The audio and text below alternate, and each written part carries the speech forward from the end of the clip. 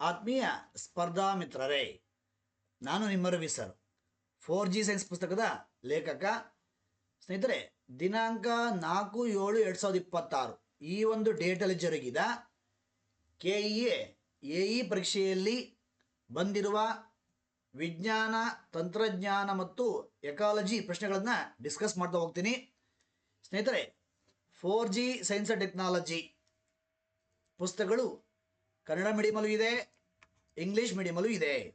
Okay ಸ್ನೇಹಿತರೆ, good news ಏನಪ್ಪ ಅಂತಂದರೆ, ಸತತ 7 ವರ್ಷಗಳಿಂದ 4G ಸೈನ್ಸ್ ಆ್ಯಂಡ್ ಟೆಕ್ನಾಲಜಿ ಪುಸ್ತಕ 99% ರಿಸಲ್ಟ್ ಕೊಡ್ತಾ ಬಂದಿದೆ.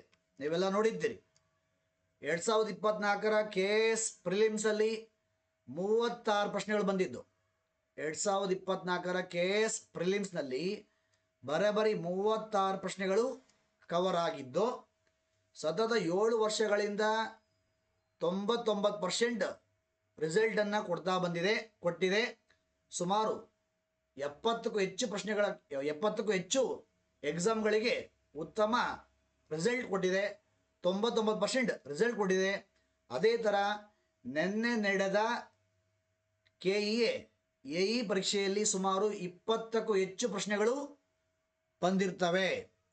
ನೀವೇ ಪೇಜ್ ನಂಬರ್ ಸಮೇತ ಸಾಕ್ಷಿಯನ್ನು ನೋಡಬಹುದು. ಪ್ರಶ್ನೆಯೂ ಇದೆ, ಆನ್ಸರು ಇದೆ, ಪೇಜ್ ನಂಬರು ಇದೆ, ಪೇಜು ಸಹ ಇದೆ. ತೋರಿಸ್ತಾ ಹೋಗ್ತೀನಿ, ನೀವೇ ನೋಡಿ. 20ಕ್ಕೂ ಹೆಚ್ಚು ಪ್ರಶ್ನೆಗಳು ಬಂದಿವೆ. ಮೊದಲ ಪ್ರಶ್ನೆ, ನಾನು ನಿಮಗೆ ಕ್ಲಾಸ್ ಮಾಡುವಾಗ ಹೇಳ್ತಾ ಇರ್ತೀನಿ, ಅಪ್ಲೈಡ್ ಕೆಮಿಸ್ಟ್ರಿ ಚೆನ್ನಾಗಿ ಓದ್ಕೊಳ್ಳಿ. ಅಪ್ಲೈಡ್ ಕೆಮಿಸ್ಟ್ರಿ ಮೇಲೆ ಅತಿ ಹೆಚ್ಚು ಪ್ರಶ್ನೆಗಳನ್ನು ಕೇಳ್ತಾರೆ ಅಂತ. ನೋಡಿ, ಪ್ರಶ್ನೆ ಕಾಣ್ತಾ ಇದೆ. ಜೊತೆಗೆ ಅಪ್ಲೈಡ್ ಕೆಮಿಸ್ಟ್ರಿಯನ್ನು ತುಂಬ ಡೀಪಾಗಿ ಕೊಟ್ಟಿದ್ದೀನಿ. ನಿತ್ಯ ಜೀವನದಲ್ಲಿ ನಾವು ಯಾವ್ಯಾವ ಕೆಮಿಕಲ್ಸ್ ಬಳಸ್ತೀವಿ, ನಿತ್ಯ ಜೀವನ ಅಂದಾಗ ಯಾವ ಕೆಮಿಕಲ್ಸನ್ನು ಬಳಸ್ತಾ ಇದ್ದೀವಿ, ಅಯೋಡೆಕ್ಸ್ ಅಂದ್ರೇನು, ಆಸ್ಪರಿನ್ ಅಂದ್ರೇನು, ಸ್ಯಾನಿಟೈಸರ್ ಅಂದ್ರೇನು, ಈ ಥರ ಅಸಿಟೋನ್ ಎಲ್ಲಿ ಬಳಸ್ತಾರೆ, ಈ ಥರ ಅಪ್ಲೈಡ್ ಕೆಮಿಸ್ಟ್ರಿ ತುಂಬ ಡೀಪಾಗಿ ಕೊಟ್ಟಿದ್ದೀನಿ. ಚೆನ್ನಾಗಿ ಓದ್ಕೊಳ್ಳಿ. ಓಕೆ ನೋಡಿ, ಪ್ರಶ್ನೆ ನೋಡಿ. ಇತ್ತೀಚಿನ ದಿನಗಳಲ್ಲಿ ಹೊಸ ಎಲೆಕ್ಟ್ರಾನಿಕ್ ವಸ್ತುಗಳ ಪ್ಯಾಕೇಜ್ಗಳಲ್ಲಿ ನೀರಿನ ಅಂಶವನ್ನು ತೆಗೆಯಲು ಸಣ್ಣ ಪೊಟ್ಟಣಗಳನ್ನು ಇಟ್ಟಿರುತ್ತಾರೆ. ಈ ಪೊಟ್ಟಣಗಳಿರುವ ಸಾಮಗ್ರಿಯು, ನೀವೆಲ್ಲ ನೋಡಿರ್ಬೋದು, ಪಾರ್ಸಲ್ ಬಂದಾಗ ಆ ಪಾರ್ಸಲ್ ಬಾಕ್ಸ್ ಒಳಗಡೆ ಸಣ್ಣ ಒಂದು ಪೊಟ್ಟಣ ಇರ್ತದೆ, ವೈಟ್ ಕಲರ್. ಆ ಪೊಟ್ಟಣದ ಹೆಸರೇನು? ಸಿಲಿಕಾ ಜೆಲ್ ಅಂತ. ಈ ಸಿಲಿಕಾ ಜೆಲ್ ಪೊಟ್ಟಣ ಏನು ಮಾಡುತ್ತೆ? ಆ ಒಂದು ವಾತಾವರಣದ ತೇವಾಂಶವನ್ನು, ನೀರಿನ ಅಂಶವನ್ನು ಏನು ಮಾಡುತ್ತೆ? ಹೀರ್ಕೊಳ್ಳುತ್ತೆ. ಆ ಒಂದು ವಾತಾವರಣ ಆ ವಾತಾವರಣವನ್ನು ಡ್ರೈ ಮಾಡುತ್ತೆ. ಅಲ್ಲಿರ್ತಕ್ಕಂಥ ಐಟಮ್ಗೆ ಯಾವುದೇ ಎಫೆಕ್ಟ್ ಆಗಲ್ಲ ನೀರಿಂದ, ವಾಟರ್ ಕಂಟೆಂಟಿಂದ. ಹಾಗಾಗಿ ಈ ಪ್ರಶ್ನೆಗೆ right answer option 2, silica gel. ಎಷ್ಟು page number? 4G science and technology page number 310 open ಮಾಡಿ. ನಾನು ಹೇಳ್ತಾ ಇರ್ತಕ್ಕಂಥ ಪೇಜ್ ನಂಬರ್ಗಳು ಪ್ರೆಸೆಂಟ್ ಎಡಿಷನ್ 7ನೇ ಮುದ್ರಣಕ್ಕೆ ಮ್ಯಾಚ್ ಆಗ್ತವೆ. ನಿಮ್ಮ ಹತ್ರ ಪುಸ್ತಕ ಇದ್ದರೆ ಆ ಪುಸ್ತಕವನ್ನು ಓಪನ್ ಮಾಡಿ ಇಟ್ಕೊಳ್ಳಿ, ನೋಡಿ. ಪೇಜ್ ನಂಬರ್ 310 ಅಂತ ಹೇಳಿದೆ, 310 ಓಪನ್ ಮಾಡಿ ನೀವೇ ಕಣ್ಣಾರೆ ಚೆಕ್ ಮಾಡ್ಕೋಬಹುದು. ಆಯ್ತಾ? ಇಲ್ಲಿ ನೋಡಿ, ಸಿಲಿಕಾ ಜೆಲ್ಲನ್ನು ಅಪ್ಲೈಡ್ ಕೆಮಿಸ್ಟ್ರಿ ಓಪನ್ ಮಾಡಿ. ಅಪ್ಲೈಡ್ ಕೆಮಿಸ್ಟ್ರಿ ಸಿಲಿಕಾ ಜೆಲ್ಲನ್ನು ಆಯಿತಾ ಟ್ರಾನ್ಸ್ಫಾರ್ಮರ್ನಲ್ಲಿ, ಔಷಧಿ ಸೀಸಗಳಲ್ಲಿ, ಪಾತ್ರೆಗಳಲ್ಲಿ ಬಳಸಲಾಗುತ್ತದೆ. ಕಾರಣ, ಗಾಳಿಯಿಂದ ತೇವಾಂಶವನ್ನು ತೆಗೆದುಹಾಕಲು. ಯಾವುದು? Silica gel.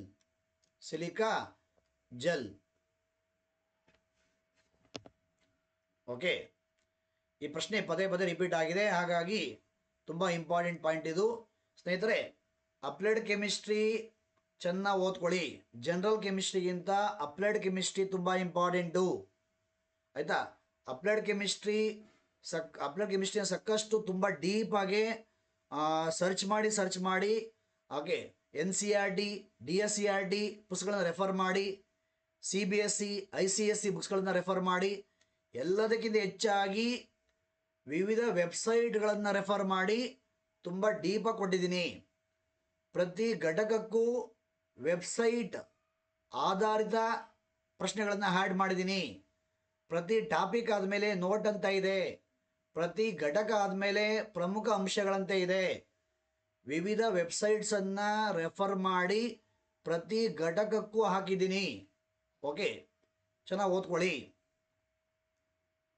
ನೆಕ್ಸ್ಟ್ ಪ್ರಶ್ನೆ, ಈ ಕೆಳಗಿನವುಗಳಲ್ಲಿ ಯಾವ ರಾಜ್ಯ ಮೊದಲ ಹಂತದ ಹಸಿರು ಕ್ರಾಂತಿಯಲ್ಲಿ ಪಾಲ್ಗೊಂಡಿರಲಿಲ್ಲ?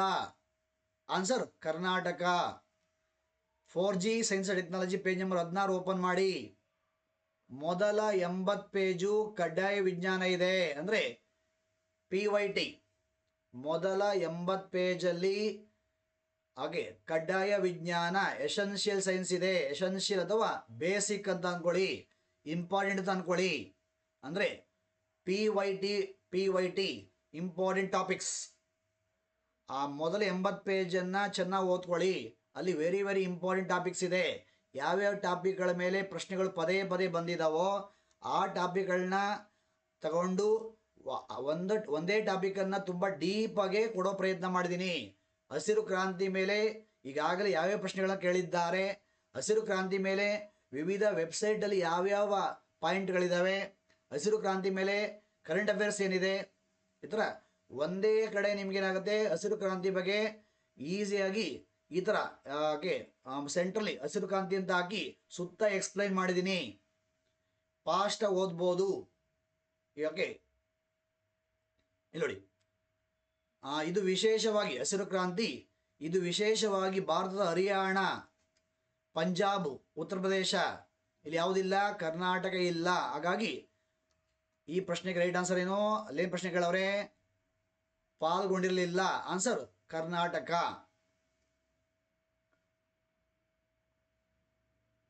ನೆಕ್ಸ್ಟ್ ಪ್ರಶ್ನೆ, ಈ ಕೆಳಗಿನವರಲ್ಲಿ ದ್ಯುತಿವಿದ್ಯುತ್ ಹೊರಸೂಸುವಿಕೆ ಅಂದರೆ ಫೋಟೋ ಎಫೆಕ್ಟ್ ಕಂಡುಹಿಡಿದವರು ಯಾರು? ದ್ಯುತಿ ವಿದ್ಯುತ್ ಪರಿಣಾಮ ಅಂತೀವಿ, ದ್ಯುತಿ ವಿದ್ಯುತ್ ಹೊರಸೂಸುವಿಕೆ ಅಂತೀವಿ. ಅದನ್ನು ಯಾರು ಡಿಸ್ಕವರ್ ಮಾಡಿದ್ದು? ಮೊದಲು ಡಿಸ್ಕವರ್ ಮಾಡಿದ್ದು Heinrich Hertz. Page number 149 open ಮಾಡಿ. 149 ಓಪನ್ ಮಾಡಿ. 4G science and technology. ಇಲ್ಲಿ ನೋಡಿ, ದ್ಯುತಿ ವಿದ್ಯುತ್ ಪರಿಣಾಮ, ಇದನ್ನು ಕಂಡು ಹಿಡಿದ ವಿಜ್ಞಾನಿ ಎನ್ರಿಚ್ ಹರ್ಟ್ಸ್. ಯಾವಾಗ? 1887ರಲ್ಲಿ. ಬಟ್ ಎಕ್ಸ್ಪ್ಲೈನ್ ಮಾಡಿದವರು ಐನ್ಸ್ಟೀನ್. ದ್ಯುತಿ ವಿದ್ಯುತ್ ಪರಿಣಾಮವನ್ನು ಎಕ್ಸ್ಪ್ಲೈನ್ ಮಾಡಿ ನೊಬೆಲ್ ಪಡೆದ ವಿಜ್ಞಾನಿ ಐನ್ಸ್ಟೀನ್. ದ್ಯುತಿ ವಿದ್ಯುತ್ ಪರಿಣಾಮವನ್ನು ಮೊದಲು ಡಿಸ್ಕವರ್ ಮಾಡಿದ್ದು ಎನ್ರಿಚ್ ಹರ್ಟ್ಸ್. ಓಕೆ, ಮತ್ತೊಂದು ಪ್ರಶ್ನೆ, ನಾವು ಕೊಳಕಾದ ಹತ್ತಿ ಅಥವಾ ಇತರೆ ಬಟ್ಟೆಗಳಿರುವ ಗ್ರೀಸ್ ಅಥವಾ ಎಣ್ಣೆ ಕಲೆಗಳನ್ನು ತೆಗೆಯಲು ನೀರಿಗೆ ಮಾರ್ಜಗಳನ್ನು ಬೆರೆಸಿ ಅದರಲ್ಲಿ ಬಟ್ಟೆಗಳನ್ನು ನೆನೆಸುವುದರಿಂದ ಮತ್ತು ಒಗೆಯುವುದರ ಮೂಲಕ ಶುಭ್ರಗೊಳಿಸಬಹುದು. ಈ ಪ್ರಕ್ರಿಯೆಯು ದ್ರವದ ಯಾವ ಗುಣವನ್ನು ಅವಲಂಬಿಸಿದೆ? ಆನ್ಸರ್ ಸರ್ಫೇಸ್ ಟೆನ್ಷನ್, ಮೇಲ್ಮೈ ಕರ್ಷಣ ಅಥವಾ ಮೇಲ್ಮೈ ಎಳೆತ, ಮೇಲ್ಮೈ ಸೆಳೆತ. ಇಂಗ್ಲೀಷ್ ಪದ ನೆನ್ಪಿಟ್ಕೊಳ್ಳಿ, ಇಂಗ್ಲೀಷ್ ಪದ ಕನ್ಫ್ಯೂಸ್ ಆಗಲ್ಲ. ಇಂಗ್ಲೀಷ್ ಪದ ಏನು? Surface tension. ನಾವೆಲ್ಲ ಬಟ್ಟೆ ವಾಶ್ ಮಾಡೋ ಮುಂಚೆ ಏನು ಮಾಡ್ತೀವಿ? ಸರ್ಫ್ ಎಕ್ಸೆಲ್ ತಗೊಬಂದು ಬಟ್ಟೆಯನ್ನು ನೆನೆಹಾಕ್ತೀವಿ. ಸರ್ಫ್ ಎಕ್ಸೆಲ್ ನೋಡಿ, ಸರ್ಫೇಸ್ ಆಯಿತಾ. ಅದೇನು ಮಾಡುತ್ತದು? ಓಕೆ,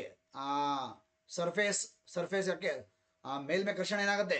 ಕಡಿಮೆ ಆಗುತ್ತೆ. ಕಡಿಮೆ ಆಗೋದ್ರಿಂದ ಏನಾಗುತ್ತೆ? ಬಟ್ಟೆಯಿಂದ ಕೊಳೆ ಏನಾಗುತ್ತೆ? ಈಸಿಯಾಗಿ ರಿಮೂವ್ ಆಗುತ್ತೆ. ಇಲ್ಲಿ ಯಾವ ಗುಣ ನೋಡ್ಬೋದು? ಮೇಲ್ಮೈ ಕರ್ಷಣ, ಮೇಲ್ಮೈ ಸೆಳೆತ, ಮೇಲ್ಮೈ ಹಾಗೆ ಅಥವಾ ಸರ್ಫೇಸ್ ಟೆನ್ಷನ್. ಪೇಜ್ ನಂಬರ್ 25 ನೋಡಿ. ಪೇಜ್ ನಂಬರ್ 25 ನೋಡಿ. ಯಾವ ಟಾಪಿಕ್ಗಳ ಮೇಲೆ ಪ್ರಶ್ನೆಗಳು ಪದೇ ಪದೇ ಬಂದಿದ್ದಾವೋ ಆ ಟಾಪಿಕ್ಗಳನ್ನು, PYT ಟಾಪಿಕ್ಗಳನ್ನು ಮೊದಲ 80 ಪೇಜಲ್ಲಿ ಕೊಟ್ಟಿದ್ದೀನಿ. ಮೊದಲ 80 ಪೇಜಲ್ಲಿ ವೆರಿ ವೆರಿ ಇಂಪಾರ್ಟೆಂಟ್ ಟಾಪಿಕ್ಸ್ ಇದೆ.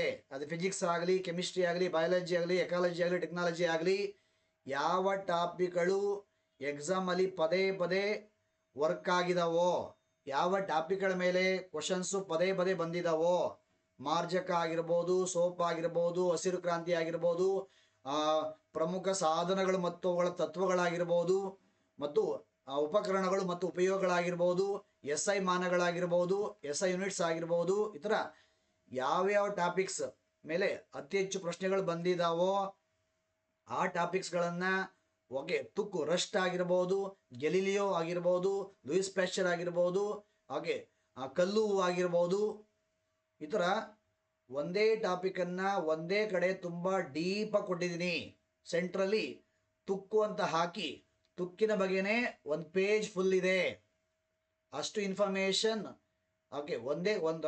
ತುಕ್ಕಿನ ಬಗ್ಗೆ ಇನ್ಫಾರ್ಮೇಷನ್ ತುಂಬ ಡೀಪಾಗಿ ಇನ್ಫಾರ್ಮೇಷನ್ನು ಈಗಾಗಲೇ ತುಕ್ಕಿನ ಮೇಲೆ ಪ್ರಶ್ನೆಗಳು ಯಾವ್ಯಾವ ಥರ ಬಂದಿದ್ದಾವೆ ಅನ್ನೋದು ಹಾಕಿದ್ದೀನಿ.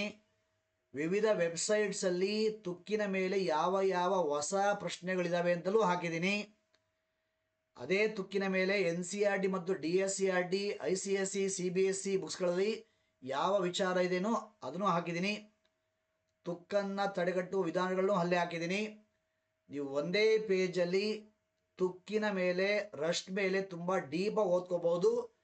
ಹಾಗೆ ಒಂದೇ ವಿಚಾರವನ್ನು ತುಂಬ ಡೀಪಾಗಿ ಓದ್ಕೊಂಡಾಗ ಸ್ಟೇಟ್ಮೆಂಟ್ ಪ್ರಶ್ನೆಗಳನ್ನು ಈಸಿಯಾಗಿ ಅಟೆಂಡ್ ಮಾಡಬಹುದು. ಭೂಸ್ಥಿರ ಉಪಗ್ರಹಗಳಾಗಿರ್ಬೋದು ಇತ್ಯಾದಿ. ಅಲ್ಲಿ ನಾನು ಮಾರ್ಜಕದ ಮೇಲೆ ಪ್ರಶ್ನೆಗಳು ಪದೇ ಪದೇ ಬಂದಿದ್ದಾವೆ. ಹಾಗಾಗಿ ಮೊದಲ 30 ಪೇಜಲ್ಲೇ ಇದೆ ಮಾರ್ಜಕದ ಮೇಲೆ ಯಾವ್ಯಾವ ಥರ ಪ್ರಶ್ನೆಗಳು ಬಂದಿದ್ದಾವೆ, ಬರಬಹುದು, ಎರಡು ಇದೆ. ಇಲ್ಲಿ ನೋಡಿ, ಗಮನಿಸಿ. ಇಲ್ಲಿ ಶುದ್ಧ ನೀರಿಗೆ ಮೇಲೆ ಇದೆ, ಕೆಳಗಡೆ ಇದೆ. ನೀರಿಗೆ ಡಿಟರ್ಜೆಂಟ್ ಸೇರಿಸಿದಾಗ ನೀರಿನ ಮೇಲ್ಮೈ ಒತ್ತಡ ಮೀನ್ಸ್ ಸರ್ಫೇಸ್ ಟೆನ್ಷನ್, ಇದು ಸಹ ಮೊನ್ನೆ ಕೇಳಿದ್ರು, ಏನಾಗುತ್ತೆ? ಕಡಿಮೆ ಆಗುತ್ತೆ. ಇನ್ನು ಪದೇ ಪದೇ ಕೇಳವ್ರೆ ನೋಡಿ. ಶುದ್ಧ ನೀರಿಗೆ ಮಾರ್ಜಕವನ್ನ ಸೇರಿಸಿದಾಗ ಅದರ ಮೇಲ್ಮೈ ಒತ್ತಡ ಏನಾಗುತ್ತೆ? ಕಡಿಮೆ ಆಗುತ್ತೆ. ಈ ತರ ಮಾರ್ಜಕದ ಮೇಲೆ ಈಗಾಗಲೇ ಯಾವ್ಯಾವ ಪ್ರಶ್ನೆಗಳು ಬಂದಿದ್ದಾವೆ, ಮಾರ್ಜಕದ ಮೇಲೆ ವಿವಿಧ ವೆಬ್ಸೈಟ್ಸ್ ಅಲ್ಲಿ ಯಾವ ಯಾವ ಹೊಸ ಪ್ರಶ್ನೆಗಳಿವೆ ಎಲ್ಲ ಒಂದೇ ಕಡೆ ಸಿಗುತ್ತೆ, ಒಂದೇ ಪೇಜ್ ಸಿಗುತ್ತೆ. ಮತ್ತೊಂದು ಪ್ರಶ್ನೆ, ಕಬ್ಬಿಣದ ಅದಿರಿನಲ್ಲಿರುವ ಕಬ್ಬಿಣಾಂಶವನ್ನು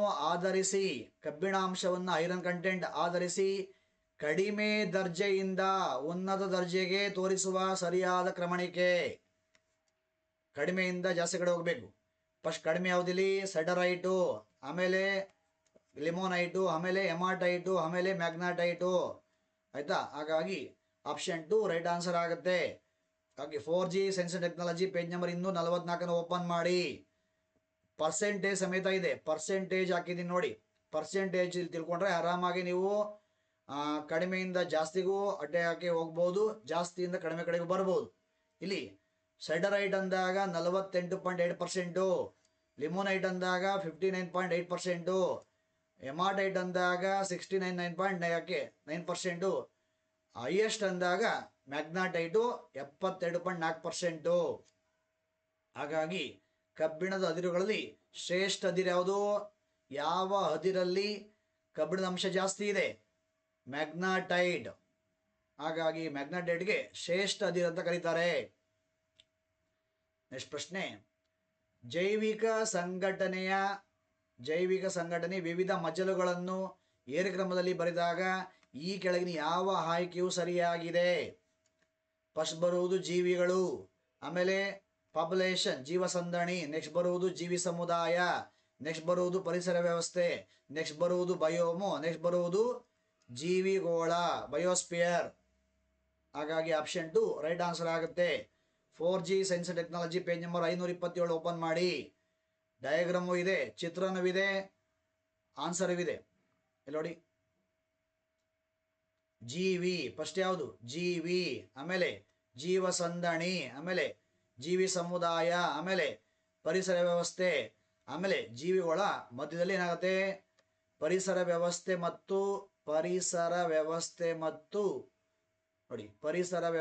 ಮತ್ತು ಜೀವಿಗಳ ನಡುವೆ ಯಾವ್ದು ಬರುತ್ತೆ?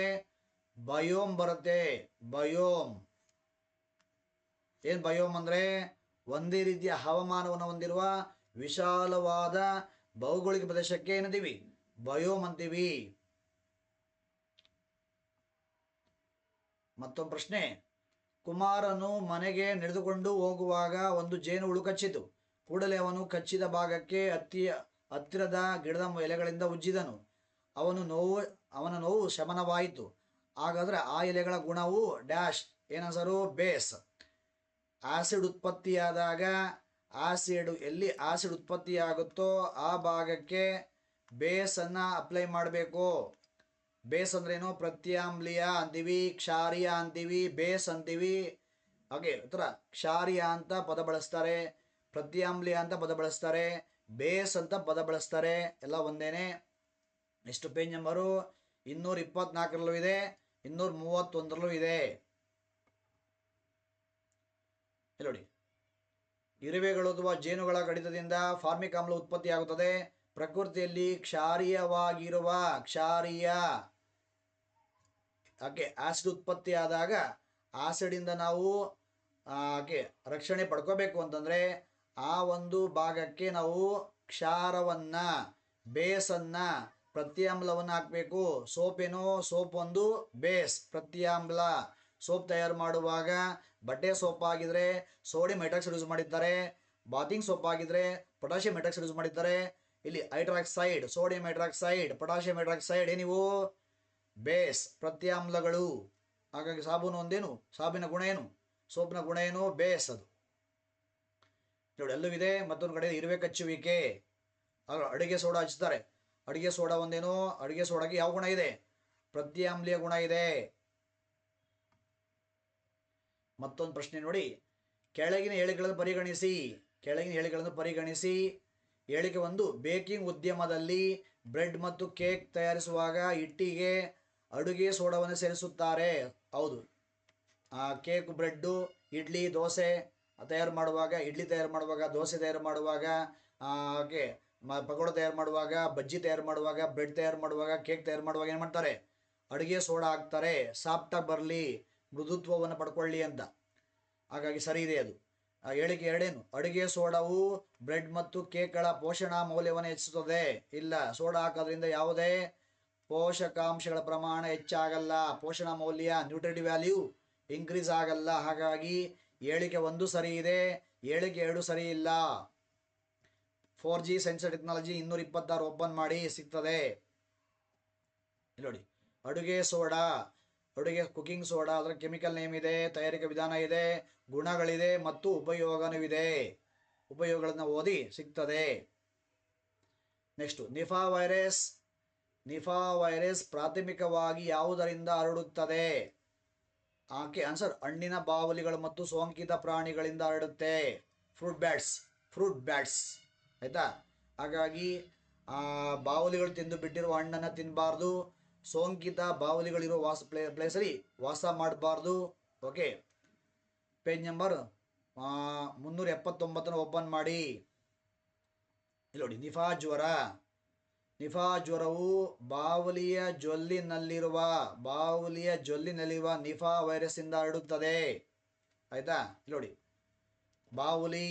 ಬಾವಲಿಗಳಲ್ಲಿ ಇರುತ್ತೆ ನಿಫಾ ವೈರಸ್ಸು, ಹಂದಿಗಳಲ್ಲಿ ಇರುತ್ತೆ. ಆಯ್ತಾ? ಹಾಗೆ ನೋಡಿ, ಮುಖ್ಯವಾಗಿ ಫ್ರೂಟ್ ಬಾವಲಿಗಳು, ಹಣ್ಣನ್ನು ತಿನ್ನುವ ಬಾವಲಿಗಳು ನಿಫಾ ವೈರಸ್ನ ಕಣಜಗಳಾಗಿರ್ತವೆ, ಸ್ಟೋರ್ ರೂಮ್ಗಳಾಗಿರ್ತವೆ. ಆಯ್ತಾ? ನಿಫಾ ಜ್ವರ ಒಂದೇನು? ಎಂಥ ಕಾಯಿಲೆ ಇದು? ಇದೊಂದು ಝೂನೋಟಿಕ್ ಕಾಯಿಲೆ. ಯಾವ ಕಾಯಿಲೆಗಳು ಪ್ರಾಣಿಗಳಿಂದ ಮಾನವನಿಗೆ ಬರ್ತಾವೋ, ಆಯ್ತಾ, ಆ ಸೋಂಕಿತ ಪ್ರಾಣಿಗಳಿಂದ ಮಾನವನಿಗೆ ಬರ್ತಾವೋ ಆ ಒಂದು ಕಾಯಿಲೆಗಳಿಗೆ ಝೂನೋಟಿಕ್ ಕಾಯಿಲೆಗಳಂತೀವಿ. ನಿಫಾ ಜ್ವರ ಆಗಿರ್ಬೋದು, ರೇಬೀಸ್ ಆಗಿರ್ಬೋದು, ಹಾಗೆ ಮಂಗನ ಕಾಯಿಲೆ ಆಗಿರ್ಬೋದು ಇತ್ಯಾದಿ. ನೆಕ್ಸ್ಟ್ ಪ್ರಶ್ನೆ, ಈ ಕೆಳಗಿನ ಯಾವ ಆಯ್ಕೆಯ ವಸ್ತುಗಳ ರೋಧಕತೆ ರೆಸಿಸ್ಟಿವಿಟಿ ಸರಿಯಾದ ಏರಿಕ್ರಮವನ್ನು ತೋರಿಸುತ್ತದೆ? ರೆಸಿಸ್ಟಿವಿಟಿ ಎಂದಾಗ ಆಯ್ತಾ, ರೆಸಿಸ್ಟಿವಿಟಿ ರೋಧಕತೆ ಕಡಿಮೆ ಇರುವುದು ಲೋಹಗಳಲ್ಲಿ, ಅದಕ್ಕಿಂತ ಸ್ವಲ್ಪ ಜಾಸ್ತಿ ಮಿಶ್ರಲೋಹಗಳಲ್ಲಿ ಸ್ವಲ್ಪ ಜಾಸ್ತಿ ಆಗುತ್ತೆ. ಮಿಶ್ರಲೋಹಗಳಿಗಿಂತ ಅಲೋಹಗಳಲ್ಲಿ ಅಥವಾ ಇನ್ಸುಲೇಟರ್ಸಲ್ಲಿ ಇನ್ನೂ ಜಾಸ್ತಿ ಆಗುತ್ತೆ. ಹಾಗಾಗಿ ಇಲ್ಲಿ ಆಪ್ಷನ್ 4 ನೋಡಿ, ತಾಮ್ರ ಲೋಹ, ಕಬ್ಬಿಣ ಲೋಹ, ಲೋಹಗಳಲ್ಲಿ ಕಡಿಮೆ ಇರ್ತದೆ. ನೈಕ್ರೋಮು ಇದು ಮಿಶ್ರಲೋಹ, ಸ್ವಲ್ಪ ಜಾಸ್ತಿ ಆಯಿತು. ಆಯಿತಾ, ಇದನ್ನು ನೀವು ಒಂದು ಅನ್ಕೋಬೋದು. ನೈಕ್ರೋಮಲ್ಲಿ ಸ್ವಲ್ಪ ಜಾಸ್ತಿ ಆಗುತ್ತೆ ರೋಧಕತೆ, ಕಾರಣ ಅದೊಂದು ನೈಕ್ರೋಮ್ ಒಂದು ಮಿಶ್ರಲೋಹ. ಗಾಜು ಒಂದೇನು ಅವಾಹಕ, ಇನ್ಸುಲೇಟರ್, ಜಾಸ್ತಿ ಇರುತ್ತೆ. ಆಯಿತಾ, ಅವಾಹಗಳಲ್ಲಿ ಪ್ರಶ್ನೆ ಮನ್ಮೊನೆ ಬಂದಿದೆ. ಅವಾಹಗಳಂದಾಗ, ಇನ್ಸುಲೇಟರ್ಸ್ ಅಂದಾಗ, ಹಾಗೆ ಅವಾಹಗಳಲ್ಲಿ ರೋಧಕತೆ ಅಧಿಕವಾಗಿರುತ್ತೆ. 4G science technology page number 120 ಮತ್ತು 121 ಓಪನ್ ಮಾಡಿ. ಇಲ್ಲಿ ನೋಡಿ, ರೋಧಶೀಲತೆ ರೆಸಿಸ್ಟಿವಿಟಿ. ಆಯ್ತಾ, ಲೋಹಗಳು ಅಲ್ಲಿ ತಾಮ್ರ ಮತ್ತು ಕಬ್ಬಿಣ ಅವು ಲೋಹಗಳು. ಮಿಶ್ರಲೋಹ ಅಂದಾಗ ನೈಕ್ರೋಮ್. ಇನ್ನು ಅವಾಹಗಳು ಅಂದಾಗ ನೋಡಿ, ವಿದ್ಯುತ್ ರೋಧಕತೆ ಹೆಚ್ಚಾಗಿರೋದು ಅವಾಹಗಳಲ್ಲಿ. ಅವಾಹಕಕ್ಕೆ ಉದಾಹರಣೆಗಳಂದಾಗ ನೆಕ್ಸ್ಟ್ ಪೇಜ್ ನೋಡಿ ಸಿಗ್ತದೆ. ರಬ್ಬರು, ಗ್ಲಾಸ್ನಂತಹ ಅವಾಹಗಳು. ಆಯ್ತಾ, ನೆಕ್ಸ್ಟ್ ಪ್ರಶ್ನೆ, ಈ ಕೆಳಗಿನ ಎಳೆಗಳನ್ನು ಪರಿಗಣಿಸಿರಿ. ಆವ ಸಸ್ಯಗಳನ್ನು ಹಾಗೆ ಬ್ರಯೋಫೈಟ್ಗಳನ್ನು ಸಸ್ಯ ಸಾಮ್ರಾಜ್ಯದ ಉಭಯವಾಸಿಗಳೆಂದು ಕರೆಯಲಾಗಿದೆ. ಹೌದು, ಆವ ಸಸ್ಯಗಳು ನೀರಲ್ಲೂ ಬೆಳಿತವೆ, ನೆಲ ಮೇಲೂ ಬೆಳಿತವೆ. ಹಾಗಾಗಿ ಇವಕ್ಕೆ ನಾವು ಆಂಫಿಬಿಯನ್ಸ್ ಆಫ್ ಪ್ಲಾಂಟ್ ಕಿಂಗ್ಡಮ್ ಅಂತೀವಿ. Amphibians of plant kingdom. Okay, ಉಭಯವಾಸಿ ಸಸ್ಯಗಳ ಗುಂಪು ಅಂತ ಕರಿತೀವಿ. ಅವು ಮಣ್ಣಿನಲ್ಲಿ ಜೀವಿಸುತ್ತವೆ, ಆದರೆ ಲೈಂಗಿಕ ಸಂತಾನೋತ್ಪತ್ತಿಗಾಗಿ ನೀರಿನ ಮೇಲೆ ಅವಲಂಬಿತವಾಗಿವೆ. ಹೌದು, ಹೇಳಿಕೆ 1 ಸರಿ ಇದೆ, ಹೇಳಿಕೆ 2 ಸಹ ಸರಿ ಇದೆ. ಹಾಗಾಗಿ ಎ ಮತ್ತು ಆರ್ ಎರಡುಗಳು ಸರಿಯಾಗಿವೆ. ಹಾಗೆ ಇದು ಏನ ಸರಿಯಾದ ವಿವರಣೆಯಾಗಿದೆ. ಆಯ್ತಾ, 2 ಸ್ಟೇಟ್ಮೆಂಟ್ ಸರಿಯಾಗಿದೆ. ಹೇಳಿಕೆ 1ಕ್ಕೆ ಹೇಳಿಕೆ 2 ಹಾಗೆ ವಿವರಣೆ ಆಗುತ್ತೆ. ಪೇಜ್ ನಂಬರ್ 398 ಮತ್ತು 399 ಗಮನಿಸಿ, ಓಪನ್ ಮಾಡಿ ನೋಡಿ, ಸಿಗ್ತದೆ. ಆವಾಸ ಸಸ್ಯಗಳು ಬ್ರಯೋಫೈಟ್ಸ್ ಅಂದಾಗ ಇವುಗಳಿಗೆ ಉಭಯವಾಸಿ ಸಸ್ಯಗಳಂತ ಕರೀತಾರೆ. ನೆಕ್ಸ್ಟ್ ಪೇಜ್ ನೋಡಿ ಸಿಗ್ತದೆ. ನೆಕ್ಸ್ಟ್ ಪೇಜ್ಗೆ ಹೋಗಿದ್ದಕ್ಕೆ ಒಂದಾಯ್ತಾ. ಎರಡನೇದು, ಓಕೆ, ಈ ಸಸ್ಯಗಳು ನೀರು ಮತ್ತು ತೇವಾಂಶ ಪೂರಿತ ಮಣ್ಣಲ್ಲಿ ಹೆಚ್ಚು ಕಂಡುಬರ್ತವೆ. ನೀರು ಮತ್ತು ತೇವಾಂಶ ಪೂರಿತ ಮಣ್ಣಲ್ಲಿ ಹೆಚ್ಚು ಈ ಪ್ಲಾಂಟ್ಸ್ ಅನ್ನು ನೋಡಬಹುದು. ಯಾಕಪ್ಪ ಅಂದರೆ ಅಲ್ಲಿ ನೀರು ಅಂದಾಗ ಸಂತಾನೋತ್ಪತ್ತಿಗೆ, ಲೈಂಗಿಕ ಸಂತಾನೋತ್ಪತ್ತಿಗೆ ಏನು ಮಾಡುತ್ತೆ ಅಲ್ಲಿ, ಲೈಂಗಿಕ ಸಂತಾನೋತ್ಪತ್ತಿಗೆ ನೀರ ಮೇಲೆ ಅವು ನೋಡಿ, ಲೈಂಗಿಕ ಸಂತಾನೋತ್ಪತ್ತಿಗಾಗಿ ನೀರಿನ ಮೇಲೆ ಅವಲಂಬಿತವಾಗಿವೆ. ಹಾಗಾಗಿ ಇವು ಸಂತಾನೋತ್ಪತ್ತಿಗೋಸ್ಕರ ನೀರ ಮೇಲೆ ಡಿಪೆಂಡ್ ಆಗಿರ್ತವೆ. ಹಾಗಾಗಿ ಇವು ನೋಡಿ, ಸಸ್ಯವು ನೀರು ಮತ್ತು ತೇವಾಂಶ ಪೂರಿತ ಮಣ್ಣಲ್ಲಿ ಕಂಡು ಬರುತ್ತದೆ. ಆಯ್ತಾ, ನೆಕ್ಸ್ಟ್ ಪ್ರಶ್ನೆ ನೋಡಿ, ಈ ಕೆಳಗಿನ ಹೇಳಿಕೆಗಳನ್ನು ಓದಿ ಸರಿಯಾದ ಆಯ್ಕೆಯನ್ನು ಆರಿಸಿ ಅಂತ ಇದೆ. ಅತಿಕ್ರಮಣ ಪ್ರವೃತ್ತಿ ಹೊಂದಿರುವ ಕ್ಯಾರೆಟ್ ಹುಲ್ಲು ಮೀನ್ಸ್ ಪಾರ್ಥೇನಿಯಂ, ಲಂಟಾನ, ಐರ್ಕಾನಿಯಾ ಮೀನ್ಸ್ ವಾಟರ್ ಹಯಸಿಂತ್ ಥರದ ಕಳೆ ಪ್ರಭೇದಗಳು ಪರಿಸರೀಯ ಹಾನಿ ಮತ್ತು ನಾಟಿ ಪ್ರಭೇದಗಳ ಶಾಶ್ವತ ಕಣ್ಮರೆಗೆ ಕಾರಣವಾಗುತ್ತವೆ. ಆಯ್ತಾ, ಹೌದು, ಸ್ಟೇಟ್ಮೆಂಟ್ ಏನಾಗಿದೆ, ಸ್ಟೇಟ್ಮೆಂಟ್ ಸರಿ ಇದೆ. ಇನ್ನು ಹೇಳಿಕೆ 2, ಇವೆಲ್ಲವೂ ದೇಶೀಯ ಪ್ರಭೇದಗಳಾಗಿದ್ದು ತಪ್ಪು. ದೇಶೀಯ ಪ್ರಭೇದಗಳಾಗಿದ್ದು ತಮ್ಮ ಸುಂದರ ಹೂಗಳಿಂದಾಗಿ ದೇಶಾದ್ಯಂತ ಹರಡಿಕೊಂಡಿವೆ. ಇವು ದೇಶೀಯ ಪ್ರಭೇದಗಳಲ್ಲ, ಇವು ಬೇರೆ ದೇಶಗಳಿಂದ ತಂದಿದ್ದು ಇವಾಗ ಇವು ಕಳೆಗಳಾಗಿ ಮಾರ್ಪಾಡಾಗಿವೆ. ಆಯ್ತಾ, ಹಾಗಾಗಿ ಹೇಳಿಕೆ 1 ಸರಿ ಇದೆ, ಹೇಳಿಕೆ 2 ಸರಿ ಇಲ್ಲ. Page number 4G science technology page number 549 open ಮಾಡಿ, 416 ಓಪನ್ ಮಾಡಿ. ಎರಡಕ್ಕೂ ನಿಮ್ಗೆ ಸಿಗುತ್ತೆ. 1ನೇ ಸ್ಟೇಟ್ಮೆಂಟ್ ನೋಡಿ, 1ನೇ ಸ್ಟೇಟ್ಮೆಂಟು ಹಾಗೆ ಬುಕ್ಕಲ್ಲಿರೋ ಲೈನ್ಗೆ ಮ್ಯಾಚ್ ಆಗ್ತಾ ಇದೆ ನೋಡಿ. ಕ್ಯಾರೆಟ್ ಹುಲ್ಲು ಇಂಗ್ಲೀಷಲ್ಲಿ ಪಾರ್ಥೇನಿಯಂ ಅಂತೀವಿ. ಲಂಟಾನ, ವಾಟರ್ ಹಯಸಿಂತು ಥರದ ಕಳೆ ಪ್ರಭೇದಗಳ ಅತಿಕ್ರಮಣಶೀಲತೆಯು ನಮ್ಮ ನಾಟಿ ಪ್ರಭೇದಗಳಿಗೆ ಪಾರಿಸಾರಿಕ ಹಾನಿ ಮತ್ತು ಭೀತಿಯನ್ನುಂಟು ಮಾಡಿರುವ ಬಗ್ಗೆ ಸಾಕಷ್ಟು ಪರಿಜ್ಞಾನ ಹೊಂದಿರಬಹುದು ಅಂತ ಇದೆ ನೋಡಿ. ಓಕೆ ನೋಡಿ, ಇದೇ ಬಗ್ಗೆ ಅತಿಕ್ರಮಣಶೀಲತೆ ಇದೆ, ಮತ್ತೆ ನಾಟಿ ಪ್ರಭೇದಗಳು. ಆಯ್ತಾ, ಓಕೆ ನೋಡಿ, ಅಲ್ಲಿ ಬುಕ್ಕಲ್ಲಿರೋ ಲೈನ್ ಏನಾಗ್ತಾ ಇದೆ ನಿಮಗೆ, ಬುಕ್ಕಲ್ಲಿ ನೀವು ಯಾವ ಲೈನ್ ಓದಿರ್ತೀರೋ ಬೇಗ ಅರ್ಥ ಆಗ್ತಾ ಇದೆ ನೋಡಿ. ಮತ್ತೊಂದು, ಅಲಂಕಾರಿಕ ಸಸ್ಯವಾಗಿ ಭಾರತಕ್ಕೆ ತಂದಿದ್ದು. ಓಕೆ, ಭಾರತಕ್ಕೆ ತಂದಿದ್ದು ಅಂದರೆ ಇದು ನಮ್ಮ ದೇಶದಲ್ಲ, ಭಾರತಕ್ಕೆ ತಂದಿದ್ದು, ಅಂದರೆ ಬೇರೆ ದೇಶದಿಂದ ತಗೊಂಡು ಬಂದಿದ್ದು.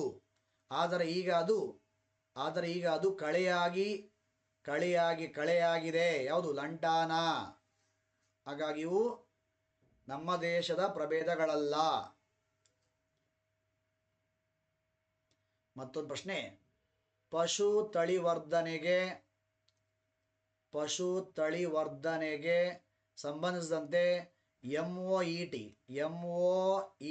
ಯ ವಿಸ್ತೃತ ರೂಪ. ಆಪ್ಷನ್ 2 ರೈಟ್ ಆನ್ಸರ್ ಆಗುತ್ತೆ. Multiple ovulation embryo transfer technology. ಎಷ್ಟು ಪೇಜ್ ನಂಬರು? 488 ಓಪನ್ ಮಾಡಿ. 4G science and technology 488 open ಮಾಡಿ. ಇಲ್ಲಿ ನೋಡಿ, ಬಹು ಅಂಡಾಣು ಬಿಡುಗಡೆ ಮತ್ತು ಭ್ರೂಣ ವರ್ಗಾವಣೆ ತಂತ್ರಜ್ಞಾನ ಅಂದರೆ multiple ovulation and embryo transfer technology, MOET. ಪ್ರಾಣಿಗಳ ಸುಧಾರಣೆಯಲ್ಲಿ ಬಳಕೆಯಾಗುವ ಇಂತಹ ಒಂದು ಕಾರ್ಯಕ್ರಮವಾಗಿದೆ. MOET ಫುಲ್ ಫಾರ್ಮ್ ಏನು? ಬಹು ಅಂಡಾಣು ಬಿಡುಗಡೆ ಮತ್ತು ಭ್ರೂಣ ವರ್ಗಾವಣೆ ತಂತ್ರಜ್ಞಾನ, multiple ovulation and embryo transfer technology. Next ಪ್ರಶ್ನೆ, ಸಿಡುಬು ರೋಗದಿಂದ ಬಳಲುತ್ತಿರುವ ಒಬ್ಬ ವ್ಯಕ್ತಿ ಅದರಿಂದ ಗುಣ ಹೊಂದಿದ ಮೇಲೆ ಸಾಮಾನ್ಯವಾಗಿ ಅದೇ ಕಾಯಿಲೆಯಿಂದ ಮತ್ತೆ ಅವನ ಜೀವಿತಾವಧಿಯಲ್ಲಿ ಬಳಲುವುದು ಕಡಿಮೆ. ಅದಕ್ಕೆ ಪ್ರಮುಖ ಕಾರಣ ಆಯಿತಾ? ಒಮ್ಮೆ ನಾವು ವ್ಯಾಕ್ಸಿನ್ ತಗೊಂಡ್ಮೇಲೆ ಆ ವ್ಯಾಕ್ಸಿನ್ ಏನು ಮಾಡುತ್ತೆ? ನಮಗೆ ಫ್ಯೂಚರಲ್ಲಿ ಆ ರೋಗ ಪುನಃ ಬರ್ದಂಗೆ ಕಾಪಾಡುತ್ತೆ. ಆಪ್ಷನ್ ನೋಡಿ, ಆಪ್ಷನ್ 1 ರೈಟ್ ಆನ್ಸರ್ ಆಗುತ್ತೆ. ಅವನ ದೇಹವು ಪ್ರತಿಕಾಯಗಳನ್ನು ಉತ್ಪಾದಿಸುತ್ತದೆ ಮತ್ತು ಈ ರೋಗ ನಿರೋಧತೆಯನ್ನು ಸ್ವಾಭಾವಿಕ ಸಕ್ರಿಯ ರೋಗ ನಿರೋಧತೆ ಎಂದು ಹೇಳುತ್ತಾರೆ. ಆಯಿತಾ? ಎಷ್ಟು? 4G science and technology page number 66 open ಮಾಡಿ. 387 ಓಪನ್ ಮಾಡಿ. ಇಲ್ಲಿ ನೋಡಿ, ಸೂಕ್ಷ್ಮ ಜೀವಿಗಳ ಔಷಧಿ ಬಳಕೆ ಅಂತ ಇದೆ. ಮೊದಲ 80 ಪೇಜಲ್ಲಿದೆ. Very important topics. ಇಲ್ಲಿ ನೋಡಿ, ಓಕೆ, ಆ ದೇಹವು ಸೂಕ್ತ ಪ್ರತಿಕಾಯಗಳನ್ನು ಉತ್ಪಾದಿಸಿ ಹೋರಾಟ ನಡೆಸುತ್ತದೆ ಮತ್ತು ಅವುಗಳನ್ನು ಕೊಲ್ಲುತ್ತದೆ. ಈ ಪ್ರತಿಕಾಯಗಳು ದೇಹದ ಉಳಿಯುವುದರಿಂದ ಏನಾಗುತ್ತೆ? ನಮ್ಮ ಬಾಡಿಗೆ ಏನಾಗುತ್ತೆ? ರಕ್ಷಣೆ ಸಿಗುತ್ತೆ, ರಕ್ಷಣೆ ದೊರಕುತ್ತೆ. ನೆಕ್ಸ್ಟು ನೈಟ್ರೋಜನ್ ಎಲ್ಲ ಜೀವಿಗಳ ಅತ್ಯವಶ್ಯಕ ಘಟಕಗಳೊಂದಾಗಿರುತ್ತದೆ. ನೈಟ್ರೋಜನ್ ಹೊಂದಿರದ ಸಂಯುಕ್ತಗಳು. ಆಯಿತಾ? ಇಲ್ಲಿ ಪತ್ರರಿತು ಅಂದಾಗ ನೋಡಿ, ಸಸ್ಯಗಳ ಬೆಳವಣಿಗೆಗೆ ನೈಟ್ರೋಜನ್ ಅವಶ್ಯಕ, ಬೇಕೇ ಬೇಕು. ಸಸ್ಯಗಳು ಅಂದಾಗ ಅಲ್ಲಿ ಪತ್ರ ಹರಿತಿರುತ್ತೆ. ಆಯಿತಾ? ಆ ಸಸ್ಯಗಳಲ್ಲಿ ಸಿಗುವ ತರಕಾರಿಗಳಲ್ಲಿ ವೈಟಮಿನ್ಸ್ ಇರುತ್ತೆ, ಜೊತೆಗೆ ಕಾಳುಗಳಲ್ಲಿ ಪ್ರೋಟೀನ್ಸ್ ಇರುತ್ತೆ. ಆಯಿತಾ? ಆದರೆ ಈ ಕಡೆ ಬನ್ನಿ, ಗ್ಲೈಕೋಜನ್ನು ಇದು ಒಂದು ಕಾರ್ಬೋಹೈಡ್ರೇಟ್, ಸೆಲ್ಯುಲೋಸ್ ಇದು ಸಹ ಒಂದು ಕಾರ್ಬೋಹೈಡ್ರೇಟ್, ಪಿಷ್ಟ ಇದು ಸಹ ಒಂದು ಕಾರ್ಬೋಹೈಡ್ರೇಟ್. ಕಾರ್ಬೋಹೈಡ್ರೇಟ್ ಅಂದಾಗ ಕಾರ್ಬೋಹೈಡ್ರೇಟ್ಗಳಲ್ಲಿ ಕಾರ್ಬನ್ನು, ಹೈಡ್ರೋಜನ್ನು, ಆಕ್ಸಿಜನ್ ಇರುತ್ತೆ ವಿನಃ ನೈಟ್ರೋಜನ್ ಇರಲ್ಲ. ಹಾಗಾಗಿ ಇಲ್ಲಿ ಈ 3 ನೋಡ್ಕೊಳ್ಳಿ. ಈ 3 ನೀವು ಕಾರ್ಬೋಹೈಡ್ರೇಟ್ಗಳಲ್ಲಿ ನೈಟ್ರೋಜನ್ ಇರೋದಿಲ್ಲ. ಆಯಿತಾ? ಹಾಗಾಗಿ ಆಪ್ಷನ್ 4 2, 4 ಮತ್ತು 6 ರೈಟ್ ಆನ್ಸರ್ ಆಗುತ್ತೆ. ಎಷ್ಟು ಪೇಜ್ ನಂಬರು? 360 ಓಪನ್ ಮಾಡಿ. 61 ಓಪನ್ ಮಾಡಿ. 59, 60, 61 3 ನೋಡಿದ್ರೆ ನಿಮಗೆ ಅರ್ಥ ಆಗುತ್ತೆ ನೋಡಿ. ಕಾರ್ಬೋಹೈಡ್ರೇಟ್ಗಳು ಅಂದಾಗ ಅಲ್ಲಿ ಕೇವಲ ಕಾರ್ಬನ್ನು, ಹೈಡ್ರೋಜನ್ನು, ಆಕ್ಸಿಜನ್ ಮಾತ್ರ ಇದೆ. ಇಲ್ಲಿ ನೈಟ್ರೋಜನ್ ಇಲ್ಲ. ಇಲ್ಲಿ ನೋಡಿ, ಉದಾಹರಣೆಗಳು ಅಂದಾಗ ಕಾರ್ಬೋಹೈಡ್ರೇಟ್ಗೆ ಉದಾಹರಣೆಗಳಂದಾಗ ಪಿಷ್ಟ, ಸ್ಟಾರ್ಚ್ ಇದೊಂದು ಕಾರ್ಬೋಹೈಡ್ರೇಟ್, ಗ್ಲೈಕೋಜನ್ ಇದು ಒಂದು ಕಾರ್ಬೋಹೈಡ್ರೇಟ್, ಸೆಲ್ಯುಲೋಸ್ ಇದು ಸಹ ಒಂದು ಕಾರ್ಬೋಹೈಡ್ರೇಟ್. ಹಾಗಾಗಿ ಕಾರ್ಬೋಹೈಡ್ರೇಟ್ಗಳಲ್ಲಿ ನೈಟ್ರೋಜನ್ ಇರೋದಿಲ್ಲ. ಆದರೆ ಪ್ರೋಟೀನ್ಗಳು ಅಂದಾಗ ಪ್ರೋಟೀನ್ಗಳ ಮೂಲ ಘಟಕ ಯಾವುದು? ಅಮೈನೋ ಆಮ್ಲ. ಹಾಗಾಗಿ ಪ್ರೋಟೀನ್ಗಳಲ್ಲಿ ಕಾರ್ಬನ್ನು, ಹೈಡ್ರೋಜನ್ನು ಆಕ್ಸಿಜನ್ನ ಜೊತೆಗೆ ನೈಟ್ರೋಜನ್ ಇರುತ್ತೆ. ನೆಕ್ಸ್ಟ್ ಪ್ರಶ್ನೆ ನೋಡಿ, ಈ ಕೆಳಗಿನ ಹೇಳಿಗಳನ್ನು ಪರಿಗಣಿಸಿ. ಸತ್ತ ಜೀವಿಗಳಿಂದ ಕಲ್ಲಿದ್ದಲು, ಪೆಟ್ರೋಲಿಯಮ್ಮು, ನ್ಯಾಚುರಲ್ ಗ್ಯಾಸ್ಗಳನ್ನು ಪ್ರಯೋಗಾಲಯದಲ್ಲಿ ತಯಾರಿಸಲಾಗುವುದಿಲ್ಲ. ಆಯ್ತಾ?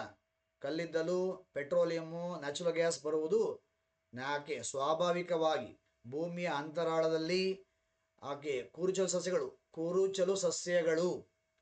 ಕೂರುಚಲು ಸಸ್ಯಗಳು ಅನೇಕ ವರ್ಷಗಳ ಕಾಲ ಕೊಳೆತು ಕಲ್ಲಿದ್ದಲು, ಪೆಟ್ರೋಲಿಯಂ ಉತ್ಪತ್ತಿಯಾಗುತ್ತಂತೆ. ಆಯ್ತಾ? ಹಾಗಾಗಿ ಇಲ್ಲಿ ಲ್ಯಾಬೊರೇಟರಿಯಲ್ಲಿ, ಪ್ರಯೋಗಶಾಲೆಯಲ್ಲಿ ತಯಾರಿಸಲಾಗುವುದಿಲ್ಲ. ಹೌದು, ಕಲ್ಲಿದ್ದಲನ್ನು, ಪೆಟ್ರೋಲಿಯಮನ್ನು, ನ್ಯಾಚುರಲ್ ಗ್ಯಾಸನ್ನು ಲ್ಯಾಬೊರೇಟರಿಯಲ್ಲಿ ಪ್ರಿಪೇರ್ ಮಾಡೋಕ್ಕಾಗಲ್ಲ. ಹಾಗಾಗಿ ಸ್ಟೇಟ್ಮೆಂಟ್ ಏನಾಗಿದೆ ಇದು? ಓಕೆ, ಸರಿ ಇದೆ. ಇನ್ನು ಹೇಳಿಕೆ 2 ಬನ್ನಿ. ಕಂಪ್ರೆಸ್ಡ್ ನ್ಯಾಚುರಲ್ ಗ್ಯಾಸ್ CNGನ ಅತಿ ದೊಡ್ಡ ಅನಾನುಕೂಲವೆಂದರೆ ಅದು ನೇರವಾಗಿ ಉರಿಸಲು ಸಾಧ್ಯವಿಲ್ಲ. ಉರಿಸಲು ಸಾಧ್ಯವಿಲ್ಲ ಅಂತ ಕೊಟ್ಟವರೆ, ಆ್ಯಕ್ಚುಲಿ ಉರಿಸಬಹುದು. ಹಾಗಾಗಿ ಹೇಳಿಕೆ 1 ಸರಿ ಇದೆ, ಹೇಳಿಕೆ 2 ಸರಿ ಇಲ್ಲ. ಆಪ್ಷನ್ 2 ರೈಟ್ ಆನ್ಸರ್ ಆಗುತ್ತೆ. ಎಷ್ಟು ಪೇಜ್ ನಂಬರ್ 278 ಓಪನ್ ಮಾಡಿ. ಇಲ್ಲಿ ನೋಡಿ, CNGಯನ್ನು ಕೊಳವೆಗಳ ಮೂಲಕ ಸರಬರಾಜು ಮಾಡಿ ಮನೆಗಳಲ್ಲಿ ಮತ್ತು ಕಾರ್ಖಾನೆಗಳಲ್ಲಿ ನೇರವಾಗಿ ಉರಿಸಬಹುದು. ಹಾಗಾಗಿ ಅಲ್ಲಿ ಸ್ಟೇಟ್ಮೆಂಟು ರಾಂಗ್ ಇದೆ. ಮತ್ತೊಂದು ನಾವಾಗಲೇ ಹೇಳಿದೆ, ಕೂರುಚಲು ಸಸ್ಯವರ್ಗ ಅಂದರೆ ಜೀವಿಗಳು, ಆಯಿತಾ, ಸಸ್ಯಗಳು, ಕೂರುಚಲು ಸಸ್ಯವರ್ಗ ಕೊಳೆತು ಕಲ್ಲಿದ್ದಲಾಗಿ ಪರಿವರ್ತನೆಯಾಗುವ ಕ್ರಿಯೆಗೆ ಕಾರ್ಬನೀಕರಣ ಅಂತಾರೆ. ಹಾಗಾಗಿ ಕಲ್ಲಿದ್ದಲು, ಪೆಟ್ರೋಲಿಯಮ್ಮು, ನ್ಯಾಚುರಲ್ ಗ್ಯಾಸು ಇವೆಲ್ಲ ಭೂಮಿ ಅಂತರಾಳದಲ್ಲಿ ಜೀವಿಗಳು ಕೊಳೆತು, ಸಸ್ಯಗಳು ಕೊಳೆತು ಅನೇಕ ವರ್ಷ ಕಾಲ ನಿಧಾನಗತಿಯಲ್ಲಿ ಕೊಳೆತು ಈ ಒಂದು ಇಂಧನಗಳು ಅಲ್ಲಿ ಉತ್ಪತ್ತಿಯಾಗ್ತವೆ. ಇವುಗಳನ್ನು ಪ್ರಯೋಗಶಾಲೆಯಲ್ಲಿ ತಯಾರು ಮಾಡೋಕ್ಕೆ ಆಗೋದಿಲ್ಲ. ನೆಕ್ಸ್ಟು, ಪ್ರಕೃತಿಯಲ್ಲಿ ಎಂದಿಗೂ ಮುಕ್ತ ಸ್ಥಿತಿಯಲ್ಲಿ ಕಂಡುಬಾರದ ಧಾತುಗಳು. ಆಯ್ತಾ? ಯಾವುದು? ಪೊಟ್ಯಾಷಿಯಮ್ಮು ನೋಡಿ, ಕಂಡುಬಾರದ ಅಂತ ಕೊಟ್ಟವ್ರೆ, ಕಂಡುಬಾರದ. ಆಯ್ತಾ? ಇಲ್ಲಿ ಪೊಟ್ಯಾಷಿಯಂ ಮತ್ತು ಕ್ಯಾಲ್ಶಿಯಂ ಆಗುತ್ತೆ. ಹಾಗಾಗಿ 3 ಮತ್ತು 4 ಆಗುತ್ತೆ. ಅಲ್ಲಿ ಕಂಡು ಬರುವ ಅಲ್ಲ, ಕಂಡು ಬಾರದ ಧಾತುಗಳು ಯಾವುವು? ಮುಕ್ತ ಸ್ಥಿತಿಯಲ್ಲಿ ಸಿಗುವುದಿಲ್ಲ ಅಂತ. ಪೊಟ್ಯಾಷಿಯಂಗೂ ಅದಿರಿದೆ, ಕ್ಯಾಲ್ಶಿಯಂಗೂ ಅದಿರಿದೆ. ಪೊಟ್ಯಾಷಿಯಂ ಅದಿರು ಕರ್ನಾಲೈಟು, ಕ್ಯಾಲ್ಶಿಯಂ ಅದಿರು ಡೊಲಾಮೈಟು. ಅಂದರೆ ಇವು ಅದಿರುಗಳ ರೂಪದಲ್ಲಿ ಸಿಗುತ್ತೆ. ಭೂಮಿಯ ಒಳಗಡೆ ಅದಿರುಗಳ ರೂಪದಲ್ಲಿ ಸಿಗುತ್ತೆ. ಅದಿರನ್ನು ಹೊರ ತೆಗೆದು ಆ ಅದಿರಿನ ಮೂಲಕ ಏನು ಮಾಡ್ತಾರೆ? ಪೊಟ್ಯಾಷಿಯಂ ಮತ್ತು ಕ್ಯಾಲ್ಶಿಯಮನ್ನು ಎಕ್ಸ್ಟ್ರಾಕ್ಷನ್ ಮಾಡ್ತಾರೆ, ತಯಾರಿಸ್ತಾರೆ. ಇಲ್ಲಿ ನೋಡಿ, 4G science and technology page number 238 ಮತ್ತು 18 ಓಪನ್ ಮಾಡಿ ನೋಡಿ, ಸಿಗುತ್ತೆ. 238 ನೋಡಿ, ಲೋಹಗಳ ದೊರೆಯುವಿಕೆ, ಚಿನ್ನ, ಬೆಳ್ಳಿ, ಪ್ಲಾಟಿನಂ. ನೋಡಿ, ಚಿನ್ನ, ಬೆಳ್ಳಿ, ಪ್ಲಾಟಿನಂ ಇವು ಮುಕ್ತ ರೂಪದಲ್ಲಿ ದೊರೆಯುತ್ತವೆ. ಆಯಿತಾ? ಆದರೆ ಕ್ಯಾಲ್ಶಿಯಂಗೂ ಅದಿರಿದೆ. ನೋಡಿ, ಕ್ಯಾಲ್ಶಿಯಂ ಅದಿರು ಯಾವುದು? ಡೊಲಾಮೈಡ್. ನೋಡಿ, ಡೊಲಾಮೈಟಲ್ಲಿ ಇದು ಪ್ರಶ್ನೆ ಬಂದಿತ್ತು. ಡೊಲಾಮೈಟಲ್ಲಿ ಕ್ಯಾಲ್ಶಿಯಂ ಇರುತ್ತದೆ, ಮೆಗ್ನೀಷಿಯಂ ಇರುತ್ತೆ, ಗೊತ್ತಿರಲಿ. ಆಲ್ರೆಡಿ ಪ್ರಶ್ನೆ ಕೇಳವ್ರೆ. ನೋಡಿ, ಅತ್ಯಂತ ಕ್ರಿಯಾಶೀಲ ಅಂದಾಗ ನೋಡಿ, ಪೊಟ್ಯಾಷಿಯಂ, ಕ್ಯಾಲ್ಶಿಯಂ. ಓಕೆ,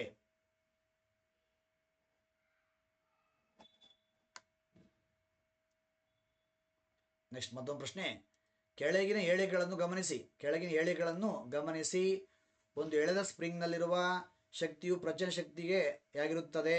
ಹೌದು, ಎಳೆದ ಸ್ಪ್ರಿಂಗ್ ಅಂದಾಗ ಯಾವ ಎನರ್ಜಿ? ಪೊಟೆನ್ಷಿಯಲ್ ಎನರ್ಜಿ, ಪ್ರಚನ ಶಕ್ತಿಗೆ ಉದಾಹರಣೆಯಾಗುತ್ತೆ. ಹಾಗಾಗಿ ಸರಿ ಇದೆ. ಹರಿಯುತ್ತಿರುವ ನದಿ ನೀರಿನಲ್ಲಿರುವ ಶಕ್ತಿಯು ಚಲನಶಕ್ತಿಯಾಗಿರುತ್ತದೆ. ಹೌದು, ಹರಿಯುವ ನೀರು ಚಲನಶಕ್ತಿಗೆ ಉದಾಹರಣೆ ಆಗುತ್ತೆ. ಹಾಗಾಗಿ ಇದು ಸಹ ಸರಿ ಇದೆ. ಚಾರ್ಜ್ ಮಾಡಿರುವ ಅಂದರೆ ಆಲ್ರೆಡಿ ಚಾರ್ಜ್ ಆಗಿರುವ ಅಂತ. ಮೊಬೈಲ್ ಬ್ಯಾಟರಿಯಲ್ಲಿರುವ ಶಕ್ತಿಯು ವಿದ್ಯುತ್ ಶಕ್ತಿಯಾಗಿರುತ್ತದೆ. ಹೌದು, ಹಾಗಾಗಿ ಇಲ್ಲಿ 3 ಸರಿ ಇವೆ. ಎ ಬಿ ಸಿ 3 ಸರಿ ಇವೆ. 4G ಸೈನ್ಸ್ ಆ್ಯಂಡ್ ಟೆಕ್ನಾಲಜಿ 170 ನೋಡಿ, ಮತ್ತು ಪೇಜ್ ನಂಬರ್ 10 ನೋಡಿ. 170 ಮತ್ತು 10 ಓಪನ್ ಮಾಡಿ ನೋಡಿ, ಸಿಗುತ್ತೆ. ನೋಡಿ, ಚಲನಶಕ್ತಿ ಕೈನೆಟಿಕ್ ಎನರ್ಜಿ ಎಂದಾಗ ಉದಾಹರಣೆ ಹರಿಯುತ್ತಿರುವ ನೀರು, ಹರಿಯುತ್ತಿರುವ ನದಿ ನೀರು ಅಥವಾ ಅದಕ್ಕೆ ಹರಿಯುತ್ತಿರುವ ನೀರು. ಅದೇ ಥರ ಪ್ರಚನ್ನ ಶಕ್ತಿ ಎಂದಾಗ, ಪ್ರಚನ್ನ ಶಕ್ತಿ ಎಂದಾಗ ಪೊಟೆನ್ಷಿಯಲ್ ಎನರ್ಜಿ ಎಂದಾಗ ಉದಾಹರಣೆ ನೋಡಿ, ಸ್ಪ್ರಿಂಗ್ನಲ್ಲಿ ಸಂಗ್ರಹಿತ ಶಕ್ತಿ ಅಥವಾ ಎಳೆದ ಸ್ಪ್ರಿಂಗ್ನಲ್ಲಿ ಸಂಗ್ರಹಿತ ಶಕ್ತಿ ಪೊಟೆನ್ಷಿಯಲ್ ಎನರ್ಜಿಗೆ ಉದಾಹರಣೆಯಾಗುತ್ತೆ. ಮತ್ತು ನೋಡಿ, ಬ್ಯಾಟರಿ ಎಂದಾಗ ಅಲ್ಲಿ ವಿದ್ಯುತ್ ಶಕ್ತಿ ಇರ್ತದೆ. ಚಾರ್ಜ್ ಮಾಡಿದಾಗ ಆ ಬ್ಯಾಟ್ರಿ ಒಳಗಡೆ ಯಾವ ಶಕ್ತಿ ಇರ್ತದೆ? ವಿದ್ಯುತ್ ಶಕ್ತಿ ಇರ್ತದೆ. ಚಾರ್ಜ್ ಆದಮೇಲೆ ನೋಡಿ, ಬ್ಯಾಟರಿ ಅಂತಲೇ ಬ್ಯಾಟರಿಗಳ ಮೇಲೆ ಪ್ರಶ್ನೆಗಳು ಅತಿ ಹೆಚ್ಚು ಬಂದಿದ್ದಾವೆ. ಹಾಗಾಗಿ ಮೊದಲ 80 ಪೇಜಲ್ಲಿ ಕೊಟ್ಟಿದ್ದೀನಿ ಬ್ಯಾಟರಿಗಳು. ಯಾವ ಟಾಪಿಕ್ಗಳು ತುಂಬ ಇಂಪಾರ್ಟೆಂಟು, ಯಾವ ಟಾಪಿಕ್ಗಳ ಮೇಲೆ ಪ್ರಶ್ನೆಗಳು ಪದೇ ಪದೇ ಬಂದಿದ್ದಾವೋ ಆ ಟಾಪಿಕ್ಗಳನ್ನು ತುಂಬ ಡೀಪಾಗಿ ಎಕ್ಸ್ಪ್ಲೈನ್ ಮಾಡಿ, ವಿವಿಧ ವೆಬ್ಸೈಟ್ಗಳಲ್ಲಿರುವ ಪ್ರಶ್ನೆಗಳನ್ನು ಅದಕ್ಕೆ ಹ್ಯಾಡ್ ಮಾಡಿ, ಹಾಗೆ ಒಂದೇ ಕಡೆ ಕೊಟ್ಟಿದ್ದೀನಿ. ಫಾಸ್ಟಾಗಿ ಓದ್ಬೋದು, ಫ್ಲೋ ಚಾರ್ಟ್ ಥರ ಇದೆ. ಸೆಂಟ್ರಲ್ಲಿ ಬ್ಯಾಟ್ರಿ ಅಂತ ಕೊಟ್ಟು ನೋಡಿ, ಬ್ಯಾಟ್ರಿಗಳು ಅಂದಾಗ ಈಸಿಯಾಗಿ ಓದ್ಬೋದು. ಮೊಬೈಲಲ್ಲಿ ಯಾವ ಬ್ಯಾಟ್ರಿ? Lithium ion battery. ಕಾರುಗಳ ಬ್ಯಾಟ್ರಿ ಬರ್ತಕ್ಕಂಥ ಆ್ಯಸಿಡ್ ಯಾವುದು? Sulphuric acid. ಬ್ಯಾಟ್ರಿ ಮೇಲೇ ನಿಮ್ಗೇನಾಗುತ್ತೆ? ಹಾಗೆ ನೋಡಿ, ಚಾರ್ಜಬಲ್ ಬ್ಯಾಟ್ರಿಗಳು ಟ್ರಿಮ್ಮಿಂಗ್ ಮಿಷಿನ್ಗಳಲ್ಲಿ, ಟಾರ್ಚ್ ಲೈಟ್ಗಳಲ್ಲಿ ಬಳಸುವ ಬ್ಯಾಟ್ರಿಗಳು ಯಾವುದು? ನಿಕ್ಕಲ್ ಕ್ಯಾಡ್ಮಿಯಂ ಬ್ಯಾಟ್ರಿಗಳು. ಅಂದರೆ NCERT, DSCERT ಮತ್ತು ವಿವಿಧ ವೆಬ್ಸೈಟ್ಸು, ICSE, CBSE ಈ ಎಲ್ಲ ಬುಕ್ಸ್ಗಳಲ್ಲಿ ಬ್ಯಾಟರಿ ಎಂಬ ವಿಚಾರದ ಮೇಲೆ ಯಾವ್ಯಾವ ವಿಚಾರಗಳಿದಾವೋ ಎಲ್ಲವನ್ನ ಹುಡುಕಿ ಸರ್ಚ್ ಮಾಡಿ ಒಂದೇ ಕಡೆ ಹಾಕಿದ್ದೀನಿ. ಅದು ನಿಮ್ಗೆ ಒಂದೇ ಕಡೆ ಏನಾಗುತ್ತೆ? ಬ್ಯಾಟ್ರಿ ಬಗ್ಗೆ ಕಂಪ್ಲೀಟ್ ಮಾಹಿತಿ ಸಿಗುತ್ತೆ. ಏನಪ್ಪ ಅಂದರೆ ಈಗಾಗಲೇ ಬ್ಯಾಟರಿಗಳ ಮೇಲೆ ಪ್ರಶ್ನೆಗಳು ಯಾವ ಥರ ಬಂದಿದ್ದಾವೆ ಅಂತಲೂ ಅಲ್ಲಿದೆ. ಬ್ಯಾಟರಿಗಳ ಮೇಲೆ ಯಾವ ಹೊಸ ಪ್ರಶ್ನೆಗಳಿದ್ದಾವೆ ಅನ್ನೋದು ಇದೆ ವಿವಿಧ ವೆಬ್ಸೈಟ್ಸಲ್ಲಿ, ಅದು ಇದೆ. ಓಕೆ,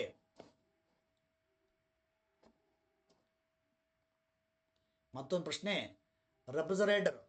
ರೆಫ್ರಿಜರೇಟರ್ನ ಒಳಭಾಗದಲ್ಲಿ ಇಟ್ಟಿರುವ ಸೇಬು ಹಣ್ಣನ್ನು ಮುಟ್ಟಿದಾಗ ನಮಗೆ ತಣ್ಣಗಿನ ಅನುಭವವು ಹಾಗೂ ರೆಫ್ರಿಜರೇಟರ್ನ ಹಿಂಭಾಗದಲ್ಲಿ ಅಳವಡಿಸಿರುವ ಕಬ್ಬಿಣದ ಜಾಲರಿ ಮುಟ್ಟಿದಾಗ ಬಿಸಿಯಾದ ಅನುಭವವು ಉಂಟಾಗುತ್ತದೆ. ಇದಕ್ಕೆ ಕಾರಣ ನೋಡಿ, ರೆಫ್ರಿಜರೇಟರ್ ಅಂದಾಗ ಇಲ್ಲಿ ನಾವು ಆ ಫ್ರಿಡ್ಜ್ ಒಳಗಡೆ ಇಟ್ಟಿರುವ ವಸ್ತುಗಳಿಂದ ಫ್ರಿಡ್ಜ್ ಏನು ಮಾಡುತ್ತೆ? ಉಷ್ಣವನ್ನು ಹೀರ್ಕೋತದೆ. ನಾವು ಯಾವ ವಸ್ತುವನ್ನು ಫ್ರಿಡ್ಜ್ ಒಳಗೆ ಇಟ್ಟಿದ್ದೀವೋ ಆ ವಸ್ತುಗಳಿಂದ ಫ್ರಿಡ್ಜು ಉಷ್ಣವನ್ನು ಹೀರ್ಕೋತದೆ. ಜೊತೆಗೆ ಫ್ರಿಡ್ಜಿಂದ ಹೊರಭಾಗಕ್ಕೆ ಉಷ್ಣ ಬಿಡುಗಡೆಯಾಗುತ್ತೆ. ಒಂದು ಪ್ರಶ್ನೆ ಪದೇ ಪದೇ ಕೇಳಿದ್ದಾರೆ. ಆನ್ ಆಗಿರುವ ಫ್ರಿಡ್ಜ್ ಡೋರನ್ನು ಓಪನ್ ಮಾಡಿ ಬಿಟ್ಟರೆ ಕೊಠಡಿ ತಾಪ ಏನಾಗುತ್ತೆ ಅಂತ. ಕೊಠಡಿ ಏನಾಗುತ್ತೆ? ಬಿಸಿ ಆಗುತ್ತೆ. ಓಕೆ, ಟೆಂಪ್ರೇಚರ್ ಇನ್ಕ್ರೀಸ್ ಆಗುತ್ತೆ, ಉಷ್ಣತೆ ಹೆಚ್ಚಾಗುತ್ತದೆ ಅಂತ. ಹಾಗಾಗಿ ಇಲ್ಲಿ ವಸ್ತುಗಳಿಂದ ಫ್ರಿಡ್ಜು ಉಷ್ಣವನ್ನು ಹೀರ್ಕೋತದೆ. ಅದೇ ಫ್ರಿಡ್ಜು ಹೊರಭಾಗಕ್ಕೆ ಅಂದರೆ ಫ್ರಿಡ್ಜಿಂದ ಹೊರಭಾಗಕ್ಕೆ ಮೀನ್ಸ್ ಔಟ್ಸೈಡ್ಗೆ ವಾತಾವರಣಕ್ಕೆ ಉಷ್ಣವನ್ನು ಬಿಡುಗಡೆ ಮಾಡುತ್ತೆ. ಹಾಗಾಗಿ ನೋಡಿ, ಆಪ್ಷನ್ 1 ನಿಮಗೆ ನಾನು ಹೇಳಿದಂಥ ಎಕ್ಸ್ಪ್ಲನೇಷನ್ಗೆ ಮ್ಯಾಚ್ ಆಗುತ್ತೆ ಅಂದ್ಕೊಳ್ತೀನಿ. ರೆಫ್ರಿಜರೇಟರ್ ಒಳಗಿಟ್ಟಿರುವ ವಸ್ತುಗಳಿಂದ ಉಷ್ಣವನ್ನು ಸೆಳೆದುಕೊಳ್ಳುತ್ತದೆ, ಹೀರಿಕೊಳ್ಳುತ್ತದೆ, ಹೊರಭಾಗಕ್ಕೆ ಬಿಡುಗಡೆಗೊಳಿಸುತ್ತದೆ. 4G science and technology page number 14 open ಮಾಡಿ. ಇಲ್ಲಿ ನೋಡಿ, ರೆಫ್ರಿಜರೇಟರ್ ಅಂತಲೇ ಟಾಪಿಕ್ ಇದೆ. ರೆಫ್ರಿಜರೇಟರ್ ಅಂತಲೇ ಆ ರೆಫ್ರಿಜರೇಟರ್ ಯಾವ ತತ್ವದ ಮೇಲೆ ಕೆಲಸ ಮಾಡುತ್ತೆ, ಯಾವ ನಿಯಮದ ಮೇಲೆ ಕೆಲಸ ಮಾಡುತ್ತೆ ನೋಡಿ ಇಲ್ಲಿ. ಹಾಗೆ ರೆಫ್ರಿಜರೇಟರ್ನ ನಿಯಮ ಅಂದಾಗ ಉಷ್ಣ ಬಲ ವಿಜ್ಞಾನದ 2ನೇ ನಿಯಮ, ಆಯಿತಾ? ಥರ್ಮೋಡೈನಮಿಕ್ ಸೆಕೆಂಡ್ ಲಾ ಏನು ಹೇಳುತ್ತೆ? ಫ್ರಿಡ್ಜು ವಸ್ತುಗಳಿಂದ ಉಷ್ಣವನ್ನು ಹೀರಿಕೊಳ್ಳುತ್ತದೆ, ಅದೇ ಫ್ರಿಡ್ಜು ವಾತಾವರಣಕ್ಕೆ ಉಷ್ಣವನ್ನು ಬಿಡುಗಡೆ ಮಾಡುತ್ತೆ ಅಂತ. ಆಯಿತಾ? ಫ್ರಿಡ್ಜ್ ಮೇಲೆ ನೋಡಿ, ಫ್ರಿಡ್ಜು ಯಾವ ತತ್ವ, ಫ್ರಿಡ್ಜನ್ನು ತಯಾರು ಮಾಡುವಾಗ ಬಳಸೋ ಕೆಮಿಕಲ್ ಯಾವುದು, ಫ್ರಿಡ್ಜಿಂದ ವಾತಾವರಣಕ್ಕೆ ಯಾವ ಕೆಮಿಕಲ್ ಬಿಡುಗಡೆ ಆಗುತ್ತೆ. ಆಯಿತಾ? ಓಕೆ, ಫ್ರಿಡ್ಜ್ ಒಳಗಡೆ ಬಾಳೆಹಣ್ಣನ್ನು ಯಾಕೆ ಇಡಬಾರ್ದು, ಫ್ರಿಡ್ಜಲ್ಲಿ ಬಾಳೆಹಣ್ಣನ್ನು ಯಾಕೆ ಇಡುವುದಿಲ್ಲ. ಓಕೆ, ಒಮ್ಮೊಮ್ಮೆ ಫ್ರಿಡ್ಜ್ ಒಳಗೆ ಇಟ್ಟ ಹಾಲು ಏನಾಗುತ್ತೆ, ಒಂದು 2 ಡೇಸ್ ಆದಮೇಲೆ ಹುಳಿಯಾಗ್ಬಿಡುತ್ತದೆ, ಮೊಸರಾಗಿರ್ತದೆ. ಅದಕ್ಕೆ ಕಾರಣ ಏನು? ಬ್ಯಾಕ್ಟೀರಿಯಾ. ಫ್ರಿಡ್ಜನ್ನು ಯಾರು ಡಿಸ್ಕವರ್ ಮಾಡಿದ್ರು? ಈ ಥರ ರೆಫ್ರಿಜರೇಟರ್ ಅಂದಮೇಲೆ ಈಗಾಗಲೇ ಯಾವ ಯಾವ ಪ್ರಶ್ನೆಗಳು ಬಂದಿದ್ದಾವೆ, ಅದೇ ರೆಫ್ರಿಜರೇಟರ್ ಮೇಲೆ ವಿವಿಧ ವೆಬ್ಸೈಟ್ಸ್ಗಳಲ್ಲಿ ಯಾವ ಯಾವ ಹೊಸ ಹೊಸ ಪ್ರಶ್ನೆಗಳಿವೆ ಎರಡೂ ಸಿಗುತ್ತೆ. ಇವೆ HYT. ಆಯಿತಾ? ನಿತ್ಯ ಜೀವನದಲ್ಲಿ ನಾವು ಯಾವ್ಯಾವ ವಿಚಾರಗಳನ್ನು ಬಳಸ್ತಾ ಇದ್ದೀವಿ ಅನ್ನೋದನ್ನು ಮೊದಲ 80 ಪೇಜಲ್ಲಿ, ಜೊತೆಗೆ ವಿವಿಧ ಎಕ್ಸಾಮ್ಗಳಲ್ಲಿ ಯಾವ ಯಾವ ಟಾಪಿಕ್ಗಳ ಮೇಲೆ ಪ್ರಶ್ನೆಗಳು ಪದೇ ಪದೇ ರಿಪೀಟ್ ಆಗಿವೆ ಆ ಟಾಪಿಕ್ಗಳನ್ನು ಎಲಾಬ್ರೇಷನ್ ಮಾಡಿ ಮೊದಲ 80 ಪೇಜಲ್ಲಿ ಕೊಟ್ಬಿಟ್ಟು 81ನೇ ಪೇಜಿಂದ physics, chemistry, biology, ecology, technology ನಿಮಗೆ ಸಿಗುತ್ತೆ. ಆಯಿತಾ? ಪ್ರತಿ ಘಟಕಕ್ಕೂ ವೆಬ್ಸೈಟ್ ಆಧಾರಿತ ಪ್ರಶ್ನೆಗಳನ್ನು ಹಾಕಿದ್ದೀನಿ. ಆಯಿತಾ? ಅದು ವಿಶೇಷ, ಅದು ಎಕ್ಸ್ಕ್ಲೂಸಿವ್ 4G ಸೈನ್ಸ್.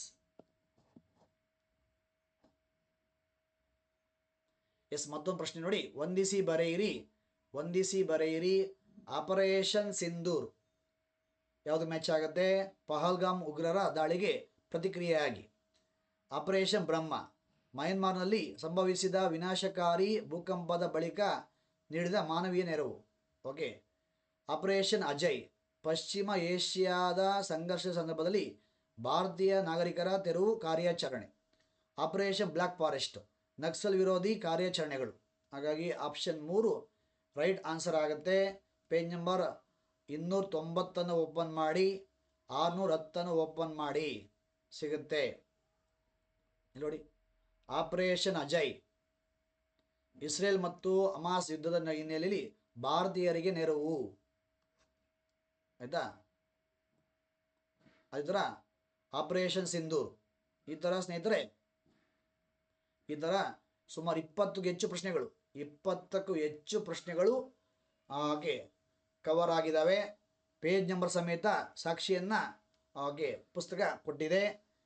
7 ವರ್ಷಗಳಿಂದ 2018ರಿಂದ 2019ರಿಂದ 2026ವರೆಗೂ ಸುಮಾರು 80ಕ್ಕೂ ಹೆಚ್ಚು ಎಕ್ಸಾಮ್ಗಳಿಗೆ ನಾನು ಪೇಜ್ ನಂಬರ್ ಸಮೇತ ಸಾಕ್ಷಿಯನ್ನು ಕೊಟ್ಟಿರ್ತೀನಿ. ಪೇಜ್ ನಂಬರ್ ಸಮೇತ ಸಾಕ್ಷಿಯನ್ನು ಹಾಕಿ PDF ಅನ್ನು ಮಾಡಿ ಪ್ರತಿ ಎಕ್ಸಾಮ್ ಆದಮೇಲೆ ಗ್ರೂಪ್ಗಳಲ್ಲಿ ಶೇರ್ ಮಾಡಿರ್ತೀನಿ, ನೀವೆಲ್ಲ ನೋಡಿರ್ತೀರಿ. ಜೊತೆಗೆ ಹಾಗೆ ಯೂಟ್ಯೂಬಲ್ಲೂ ಸಹ ಕ್ಲಾಸ್ಗಳನ್ನು ಮಾಡಿರ್ತೀನಿ ಫ್ರೀ ಆದಾಗ. ಸುಮಾರು 4G ಸೈನ್ಸ್ ಪುಸ್ತಕ ಸುಮಾರು 70ಕ್ಕೂ ಹೆಚ್ಚು ಪರೀಕ್ಷೆಗಳಿಗೆ ಪೇಜ್ ನಂಬರ್ ಸಮೇತ ಸಾಕ್ಷಿಯನ್ನು ಕೊಟ್ಟಿದೆ. ಆ ಎಲ್ಲ ಒಂದು PDF ಇದ್ದಾವೆ. ಹಾಗೆ ಯಾವ ಪರೀಕ್ಷೆ, ಹಾಗೆ ಆ ಪರೀಕ್ಷೆಯಲ್ಲಿ ಯಾವ್ಯಾವ ಸೈನ್ಸ್ ಪ್ರಶ್ನೆಗಳು ಬಂದಿದ್ದೋ ಆ ಸೈನ್ಸ್ ಪ್ರಶ್ನೆಗಳು 4G ಸೈನ್ಸಲ್ಲಿ ಕವರ್ ಆಗಿಲ್ವೋ ಅನ್ನೋದನ್ನು ಪೇಜ್ ನಂಬರ್ ಸಮೇತ ಪ್ರತಿ ಎಕ್ಸಾಮ್ ಆದಮೇಲೆ PDF ಮಾಡಿ ಹಾಗೆ ಗ್ರೂಪ್ಗಳಲ್ಲಿ ಹಾಕ್ತಾ ಬಂದಿದ್ದೀನಿ. ಓಕೆ, ಬೆಳಗ್ಗೆ ಸಹ ಹಾಕಿದ್ದೀನಿ. ಆಯಿತಾ? ಓಕೆ, ಮೀನ್ಸ್ ಉತ್ತಮ ರಿಸಲ್ಟ್ ಕೊಡ್ತಾ ಬಂದಿದೆ. ತಗೊಳ್ಳಿ, ಚೆನ್ನಾಗಿ ಓಕೆ ಯೂಸ್ ಮಾಡ್ಕೊಳ್ಳಿ. 4G ಸೈನ್ಸ್ ಅಂದರೆ ಉತ್ತಮ ರಿಸಲ್ಟ್ ಅಂತ. ನೀವೆಲ್ಲ 4G ಸೈನ್ಸನ್ನು ರೆಫರ್ ಮಾಡ್ತಾ ಇರೋದೇ ಉತ್ತಮ ರಿಸಲ್ಟ್ ಇರುವುದಕ್ಕಾಗಿ. ಅದು ನಿಮಗೂ ಗೊತ್ತು, ಎಲ್ಲರಿಗೂ ಗೊತ್ತು. ಸ್ನೇಹಿತರೆ, ಪುನಃ ಕ್ಲಾಸನ್ನು ಕಂಟಿನ್ಯೂ ಮಾಡ್ತೀನಿ. ಧನ್ಯವಾದಗಳು. ನೋಡಿ, ಓಕೆ, PSI PC SDA ಮತ್ತು VAOಗಾಗಿ 4G ಸೈನ್ಸ್ ಆ್ಯಂಡ್ ಟೆಕ್ನಾಲಜಿ ಅಂತೇಳಿ ಒಂದು ಸ್ಮಾಲ್ ಬುಕ್ ಇದೆ. ಅದನ್ನು ಮುಂದೆ ಇರುವ PC ಪರೀಕ್ಷೆಗಾಗಿ ಅಪ್ಡೇಟ್ ಮಾಡಿಬಿಟ್ಟಿದ್ದೀನಿ. 4G ಸೈನ್ಸ್ ಆ್ಯಂಡ್ ಟೆಕ್ನಾಲಜಿ ಪುಸ್ತಕ ಸುಮಾರು 625 ಪೇಜ್ ಇದೆ. ಅದೇ ಪುಸ್ತಕವನ್ನು ರೆಡ್ಯೂಸ್ ಮಾಡಿ, ಆಯಿತಾ, ಮೇನ್ ಟಾಪಿಕ್ಸ್ಗಳನ್ನು ತಗೊಂಡು ರೆಡ್ಯೂಸ್ ಮಾಡಿ ಪಿ ಸಿಗಾಗಿ, ಪಿ ಎಸ್ ಐಗಾಗಿ, ಎಸ್ ಡಿ ಎಗಾಗಿ, ವಿ ಎ ಒಗಾಗಿ ಅಂತೇಳಿ 4G ಸೈನ್ಸ್ ಆ್ಯಂಡ್ ಟೆಕ್ನಾಲಜಿ ಅಂತೇಳಿ ಒಂದು ಸ್ಮಾಲ್ ಬುಕ್ ಇದೆ. ಇದು 340 ಪೇಜ್ ಇದೆ. ಇದನ್ನು ಈಗ ಏಪ್ರಿಲಲ್ಲಿ ಅಪ್ಡೇಟ್ ಮಾಡಿ ಬಿಟ್ಟಿದ್ದೀನಿ, ತಗೊಂಡು ಯೂಸ್ ಮಾಡ್ಕೊಳ್ಳಿ. ಎಸ್ ಸ್ನೇಹಿತರೆ, ಯಾರಿಗಾದ್ರೂ ಪುಸ್ತಕ ಬೇಕಾದರೆ ಇಲ್ಲಿ ಕಾಣ್ತಿರುವ ನಂಬರ್ಗೆ ಕಾಂಟ್ಯಾಕ್ಟ್ ಮಾಡಿ. ಆ ಪುಸ್ತಕವನ್ನು ಅಡ್ರೆಸ್ ತಗೊಂಡು ಪೋಸ್ಟ್ ಮಾಡ್ತಾರೆ.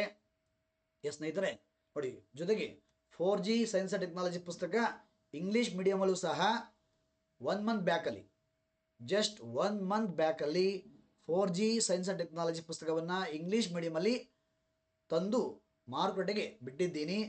4G ಸೈನ್ಸ್ ಆ್ಯಂಡ್ ಟೆಕ್ನಾಲಜಿ ಪುಸ್ತಕ ಇಂಗ್ಲೀಷಲ್ಲೂ ಸಹ ಸಿಗುತ್ತೆ, ಆಯಿತಾ. ಇಂಗ್ಲೀಷ್ ಬುಕ್ಕಿಗೆ ಪ್ರೂಫನ್ನು ಹಾಕಬೇಕು, ಫ್ರೀ ಮಾಡ್ಕೊಂಡು ಹಾಕ್ತೀನಿ. ಧನ್ಯವಾದಕ್ಕೆ ಸ್ನೇಹಿತರೆ, ತುಂಬ ಥ್ಯಾಂಕ್ಸ್. ನನಗೂ ತುಂಬ ಖುಷಿ ಇದೆ.